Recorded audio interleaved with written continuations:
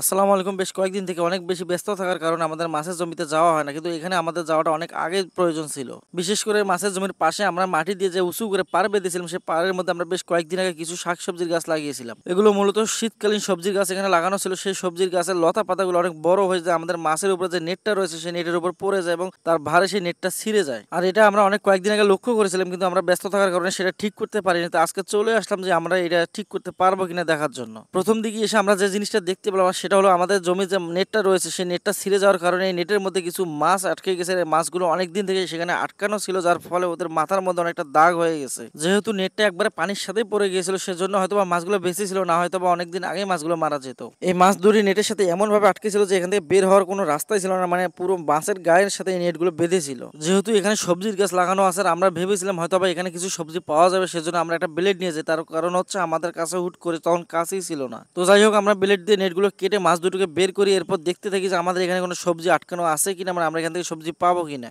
তো আসার পর আমরা দেখতে পেলাম এখানে নেটের মধ্যে তিনটা সবজি আটকানো আছে। তার মধ্যে ছোট ছোট আমরা দুইটা সবজি এখান থেকে নেট দিয়ে কেটে বের করেছি, আর একটা অনেক বড় হয়ে গেছে, মানে পেকে গেছে, এই জন্য আর এটা কাটা হয়নি।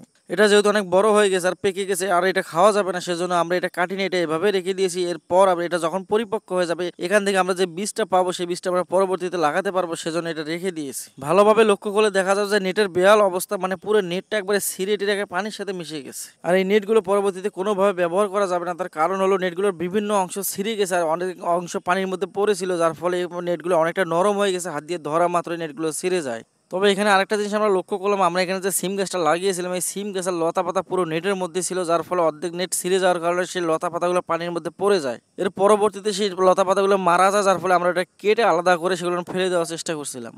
তবু আমরা বেশ কয়েক জায়গায় দেখতেছিলাম যে এই নেটগুলো পরবর্তীতে ব্যবহার করা যাবে, কিন্তু তবে দেখলাম না, কোনোভাবেই নেটগুলো ব্যবহার করা যাবে না। আর এখানে যে লতা পাতাগুলো রয়েছে এই লতা পাতাগুলো কোনোভাবে সরানো যাচ্ছে না। এগুলো নেটের সাথে এমনভাবে জড়িয়ে রয়েছে যে এগুলো কোনোভাবে নেট থেকে আলাদা করা সম্ভব হচ্ছে না। যখন আলাদা করতে যাওয়া হয় তখন এই লতা পাতাগুলো ভেঙে যায়। আর যেহেতু দেখলাম যে এগুলো কোনোভাবে এখান থেকে সারানো সম্ভব হচ্ছে না আর আমাদের নেটটা পরবর্তীতে এটা ব্যবহারও করা যাবে না, সেজন্য আমরা এভাবেই রেখে দিয়েছি। এভাবে যতদিন থাকবে থাকুক। এই নেটের উপরে ছোট ছোট কিছু ধুন্দুল পাই, মানে আমাদের গ্রামের ভাষায় এটাকে ধুন্দুল বলে, বিভিন্ন জায়গায় বিভিন্ন নাম থাকতে পারে। তো এগুলো কেটে নেওয়ার পর আমাদের নেটের উপর যে মরা গাছের ডালপালাগুলো ছিল সেগুলো আমরা পরিষ্কার করে দিয়ে এখন আমরা এখান থেকে উঠে যাব আমাদের সেই পাড়ের মধ্যে। এর মাঝে আরেকটা কথা বলে নিই, আমাদের এই পাড়ের সাথে একটা জমি রয়েছে, মানে কিছু অংশ জায়গা আমরা ফাঁকা রেখেছিলাম। এই জায়গার মধ্যে আমরা কিছুদিনের মধ্যে এখানে ঘাস লাগিয়ে দেবো ইনশাল্লাহ। তবে এখানে আমাদের একটা বড় ভুল ছিল, আর সেটা হলো আমরা যখন সবজির গাছগুলো লাগিয়েছিলাম তার অপোজিট পাশে আমরা বাঁশের কঞ্চি দিয়ে একটা ঝাঙ্গির মতো লাগিয়েছিলাম, যে এখানে যে লতা পাতাগুলো থাকবে সেই লতা পাতাগুলো যেন এটার মধ্যে থাকতে পারে। আর এই গাছগুলো যখন বড় হওয়া শুরু করলো আর এই লতা পাতাগুলো যখন নেটের দিকে যাওয়া শুরু করলো, তখনই আমাদের সেখান থেকে সরিয়ে নেওয়া উচিত ছিল,